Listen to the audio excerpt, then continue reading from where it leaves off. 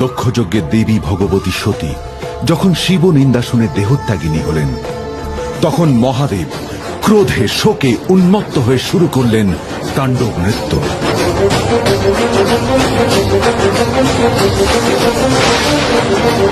দক্ষযজ্ঞ সম্পূর্ণভাবে বিনষ্ট হয়ে গেল।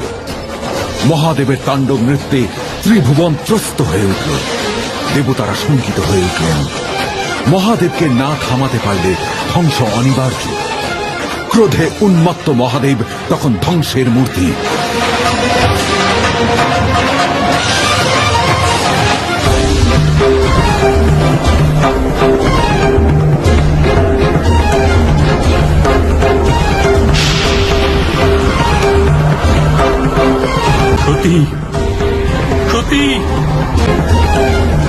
উপায়ান্তর না দেখে স্বয়ং নারায়ণ তার সুদর্শন চক্র দিয়ে সতীর দেহ টুকরো টুকরো করে কেটে ফেলতে শুরু করলেন। সতী!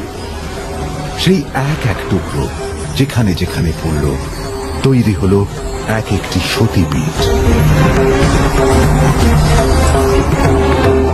এক এক করে 51টি।